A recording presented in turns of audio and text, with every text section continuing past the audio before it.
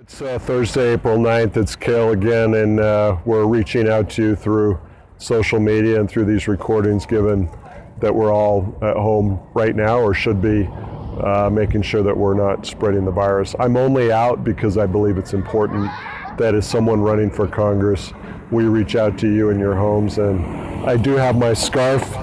It was actually a gift from an Afghan. They wear a lot of scarves, but they wear scarves for dust. I'm now wearing my scarf for the virus. But I think that the 2 points I want to get across, and I'm standing today in the district just off of North Temple in CD2, and this is the Rancho Market. And I shop here because not only are the prices good, but the produce is great. And I want to speak to clearly the people who don't stay home and Zoom from offices full of a lot of books on beautiful bookshelves. These are places where hourly wage employees are showing up every day. And when I was in the market, I noticed they had a public service announcement, both in Spanish and English, talking about the importance of making sure we wash our hands and that people wear masks. And I think it's important that we do that, not just obviously to protect ourselves and our families, but to protect everyone who's working at Smith's or at Rancho Market. But there's another reason why I'm recording today with the help of Ty, who's our tech director, and that's to kind of push back on a message that Mr. Stewart, the incumbent, has been putting out. And while we all agree we need to look out for the front line and the hourly wage employees, I think it's important that we also look at the record. But before I get there, I want to draw your attention to a headline in the Salt Lake Tribune today, and it's titled, "Utah has its worst unemployment report ever as the coronavirus caused economic crisis spreads." So I'll just read the opening paragraph to reinforce why we're out today. Unemployment claims in Utah have jumped higher for a fourth straight week due to the COVID-19 pandemic, with a record 33,076 state residents seeking jobless benefits. The previous week, some 28,560 Utahns filed, which itself was a record. So if you take the Utah numbers and put it on top with the national numbers, another 6.6 million Americans, our fellow Americans, filed for unemployment, which puts us at about 16 million and about 15% unemployment, we think, which of course is incredibly painful for a lot of people. And why I'm running for Congress is not to put out a soundbite, because that's what I believe Chris Stewart's doing right now, but to actually talk about policy. And I think it's important when we look back on his voting record, the questions I would ask him, and I hope we all do it, is has he been in favor of a $15 an hour living wage? I think we know the answer to that question. Has he voted in support of sick leave? And I think we know the answer to that question. Has he voted in the past in favor of unions and people that are, again, working every day of the week right now to make sure we get our food, to make sure that our vehicles are running, to make sure that the system doesn't completely break down? So we'll have more opportunities to go into his record, particularly his voting record, but I think those are key questions as we look at a party, the Republican Party in particular, that has attacked the working class for a long time, whether it's unions, whether it's a living wage at $15 an hour, or whether it's sick leave. So let's keep that in mind. A bit more about me. Some of you know I represented our country, and I had that great honor for 11 years, 7 of those years in Iraq and Afghanistan. But what you may not know is my first job was at Dairy Queen, working for about $3 an hour. I have to say I liked the job. I got free blizzards. I worked the greasy back room where we did French fries and fish sticks and things like that. But I also then worked 3 summers in a row as a public parks maintenance crew member. I got to fix sprinklers and mow lawns and use my Sony Walkman, but I also cleaned public toilets, and that was probably about $3.50 an hour. And I remember how proud I was after my first summer working public parks maintenance that I had saved about $600. So I promise you, if I'm your representative, and North Temple and the west side of Salt Lake City is in the district, I will always put the people first, and I will always think about the hourly wage employees and those who are 1, 2, or 3 checks away, particularly from this crisis, from a lot of pain. So that's it for today at the Rancho Market on North Temple. We're going to make a couple of more stops. We'll try and be brief because I know you've got other things going on. But our commitment to you is that we continue a conversation. We'll do some Facebook Live events going forward. And if you do have questions, you can reach out to our campaign or to me directly. So from here, we'll be moving on to the Labor Union Headquarters building, and then we'll finish up at the Union Pacific Depot in downtown Salt Lake. Hello again, it's Cale right on a busy Redwood Road in Salt Lake, which of course represents everyone out and about buying groceries, and I see a lot of trucks driving by. Of course, those are people who don't have the option of staying home because they're essential workers during this pandemic and this COVID-19 crisis. So the goal today is to reach out to you at home following our medical professionals' advice, and Mayor Mendenhall and Mayor Wilson, who I think have been incredibly strong leaders during this time, to stay at home as much as we can. I'm only out not only because I'm running for Congress to get better legislation for all of us, but also for the front line, the new front line. You know, I spent 7 years in 2 wars, Iraq and Afghanistan, with the State Department, and Ty, our tech director, you'll get to know him. He's a Marine infantryman, and he'll tell you his story soon. But there is a new front line, and those are people wearing masks, like our doctors, our nurses, our medical professionals, as well as everyone in the supermarkets, and also just making sure our food gets moved. And we're now at a second stop today. Our first stop was in front of the Rancho Market on North Temple, near where my sister lived for 4 years, which is the heart of the district. And we're now in front of the Labor Union Hall, and it's a combination of a bunch of labor unions who day in and day out are working hard for the interests of the blue-collar working class.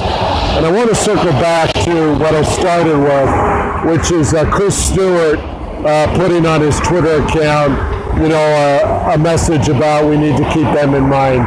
And of course, I agree with Chris Stewart on that.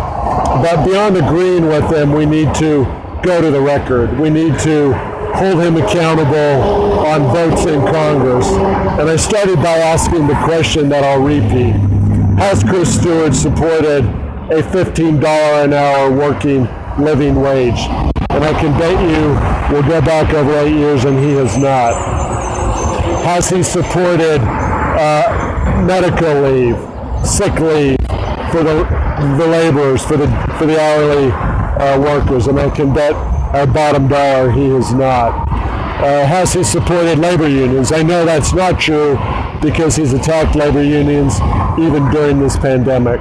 I will be a different candidate, not because it's in right now to talk about blue-collar, working-class issues, but because in many ways I come from it and I believe in it deep down. I mentioned before that my working life started at about $3.25 an hour. That was not only at Dairy Queen, but I delivered pizzas and I cleaned public toilets, which was not a lot of fun, particularly after Little League games. But this is really not about me. This is about us. This is about people, again, as another semi rolls by, which you'll probably hear in the background. This is about people who are working 9 to 5 despite the pandemic. So to go forward, I think we need to start calling out the hypocrisy for what it is. And there's someone online who has a tag on Twitter called Hippo Chris, and that stands for the hypocrite that Chris Stewart is. And usually I'm not a guy that goes negative because I believe we can win on positive messaging, but I think accountability is incredibly important. So I hope you'll join me by thinking about what is in today's newspapers. And I'm going to hold up today's New York Times and highlight a couple of the headlines from today, which is Thursday, April 9th. The first is a headline on the front page that says, often marginalized and especially vulnerable. And it talks about disabled, homes for the disabled, and how they're under a particular attack right now. Another headline that I think is true for all of us here in Salt Lake is a wave of hunger hits America and food banks are swamped. And I know we have food banks here in CD2, our district, and I know they're hurting. So if you do have a chance to donate canned food items, I know they need it. It's not just masks and gloves, it's food. People are using the food bank who normally don't, and I believe we need to keep them in mind. And then of course there's another headline which talks about they immigrated to save lives but lost theirs in the pandemic. There are a lot of medical professionals who were not born in America who are now working day in and day out to keep us safe. And I think when we're a country that talks about walls instead of about bridges, it's time we really think again about, are we going to be the country that is hopeful, not a country about stay away, we don't want you, because we sure do want you. And then the last couple minutes I want to talk about is the bill. What does Congress do when a pandemic hits like this? And we know there was about a $2.2 trillion package that was passed. And I'm proud as a Democrat standing in front of the building and the organization, that, including the AFL-CIO, that represents hardworking Americans, because it was our party, the Democratic Party, that made sure when our tax dollars went forward to help corporations and to help companies and to help a lot of small businesses, the main effort was to make sure people were not laid off, so that wages and so that salaries would continue to be paid.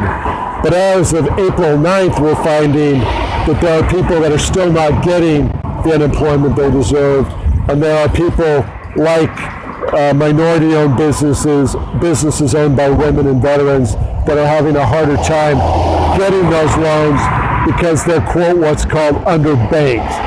They do not have pre-existing relationships with the JP Morgans, with the Bank of America, or even with my bank, KeyBank.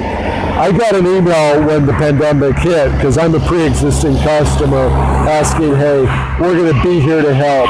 But I think we need to keep in mind of all those people that don't have a bank account, that do not file for unemployment, or they do not even get a tax refund because they don't make enough money.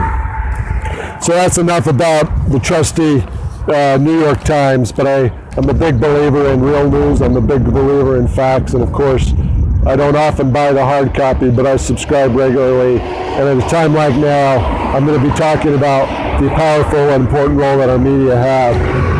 I want to end with what I'm holding in my left hand. This was a gift by an Afghan, and when I lived in Afghanistan for almost 4 years, we would wear these, and Afghans would wear these to keep the dust out. But now we need to follow what the CDC and what Dr. Fauci and what our medical director, who's very impressive here at the state level, what Mayor Mendenhall and what Mayor Wilson are all saying, and even the governor, though he's kind of trying to do it halfway, which is when we're out, let's wear these. Let's keep our grocery store workers safe. Let's keep each other safe. That's it for now here. If you've never been here, I hope you do have a chance to talk to our labor union leaders. They need to be supported. The Europeans have a model where labor union leaders are at the table with the corporate CEOs. That's something I'm in favor of. Let's remember that in 1990, the average corporate CEO salary was about 30 to 1 toward the average employee. Guess what the number now is? It's over 300 times. So as our tax dollars go to help small businesses, as it should right now during the pandemic, what we need to stay focused on are the workers. People first, people first, people first. We're now going to go to the Union Pacific Depot, and we'll end there for today. We're here in Salt Lake City, just below the Rio Grande sign, and we're going to talk about why railroaders and the railroad is near and dear to me and my family. But you may not know the district itself. It's been gerrymandered, of course, so many times, which is where the Republicans say to you, the voter, we know how you're going to vote, so we're going to divide up your neighborhood, because on the left side, they'll vote Republican, on the right side, they'll vote Democrat. And I think we'll get to that issue eventually. But the district itself runs from Big Water near Lake Powell, through Kanab, through all that beautiful Red Rock to St. George, goes all the way up to on the western side of the state, Wendover, parts of the Great Salt Lake, the airport, parts of Bountiful, Davis County, and right here in Salt Lake City. So it's a big, beautiful, complicated district, which is why I love it. Because if you're running for office, you need to be prepared to deal with complicated issues and to listen to all sides of any issue or of any argument. But of course, the focus today is why we're all home. And it's because of this pandemic and the virus. And the incumbent of the seat I'm seeking has been putting out on social media some messages that we all can support, which is, of course, we're all in this together. We want our grocery store workers, our hourly wage employees to be thought about. But my job running to represent you as a Democrat is to hold him, Chris Stewart, accountable, because what he would like you to do is to just accept that feel-good statement at face value. Our job is to hold him accountable on the way he's voted and what his record shows.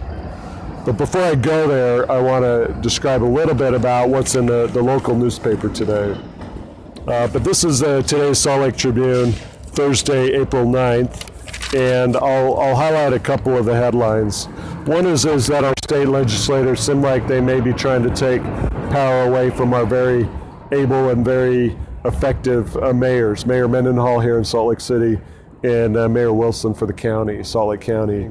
Our two mayors, they've both shown incredibly strong leadership, so we should be grateful to them. And then I would be neglectful if I didn't say thank you to all of you who supported Bernie Sanders, because he just announced he's no longer going to be in the race. And while I think that any politician who runs for president deserves a lot of credit because it's tough, heck, it's tough running for Congress, is that what I think Bernie did is on healthcare, he showed what the biggest fundamental flaw in the model is, which is if you lose your job, you lose your health insurance, because our model is based on an old way of thinking, which is it's employers that provide your health insurance.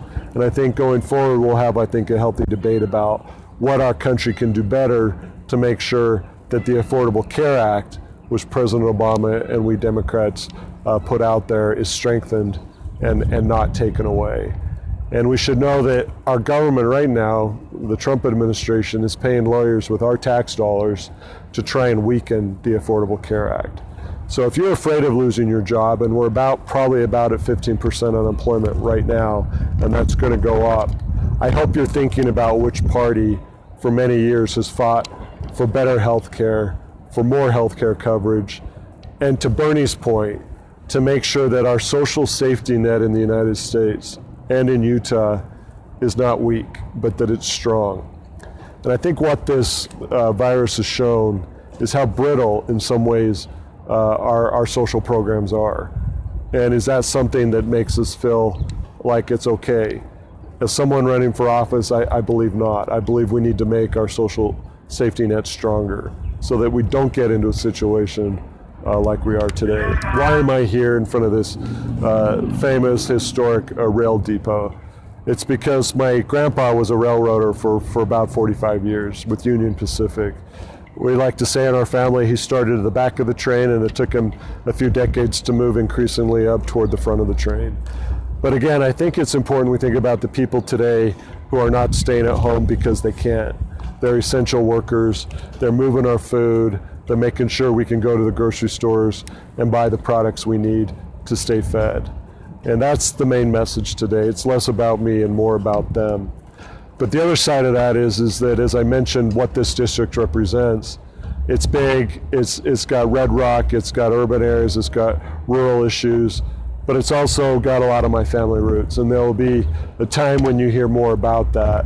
But my parents grew up in Milford Valley, where a lot of people work for the railroad, and I spent a lot of time down there as a kid. And I'll finish maybe with one story, because we are here in front of the depot. When we were able to get out, Ty and and Kathy, who's another key member of our team. We were on the road, and we were in Kathy's hybrid. And we were driving from St. George through Cedar City to where my grandma grew up in Minersville, and my parents were raised in Milford. It was a beautiful day, but it got warm all of a sudden, so all of that ice turned into mud, and we got stuck. We thought we were going to be there for a long time. We put sagebrush under the tires. We cut our hands trying to make it solid enough that we could get out on our own. But in about 30, 45 minutes, we were lucky because 2 railroaders showed up from Milford. They had the right equipment. They were in a Suburban, and they pulled us out. And I think about those railroaders down in rural Utah, down in Milford, Cedar City, and Minersville, and I know they're on the job today. And we should be thinking about railroaders down in Milford, here in Salt Lake, up in Bountiful. Again, we should be thinking about everyone who's putting in 12 hours a day while we deal with this coronavirus. Final point, our Congress today is looking at a bill to put more money into your pockets. That's true if you've got 5 kids or 0 kids. And the Democrats, our party, my party, is arguing we need to look, of course, out after small business, but we need to put the workers and employees first. So what you're going to hear over the next few days and weeks is that balance. And I think we Democrats are proud to say, let's not forget the hourly wage workers. These are the people that Chris Stewart wants to pretend that he's been fighting for, but the record will show that he's saying something now that's important, but what he's done as a member of Congress is undercut labor unions, not stand up for the $15 an hour living wage, and not seek bills and pieces of legislation that would apply to those of us who are working check to check. And I used to be in a position where I was check to check. I've got a little bit of a cushion, but when my House ethics filing, which we all have to do, becomes public, you'll see I truly am, I think, the most working class candidate out there. So that's it for today. Thanks for spending 15, 20 minutes with us. We'll continue to do these videos. I want to thank Ty, our tech director, for making this happen. We'll try and keep a conversation going. I'm going to put my scarf back on to follow what the MDs tell us to do. And we'll be in touch here soon on a number of issues. But thanks for spending some time with us today. And please reach out to us, Kael, Kael, at westonforcongress.com. And we've got a website, westonforcongress.com, if you'd like more information. Thanks again.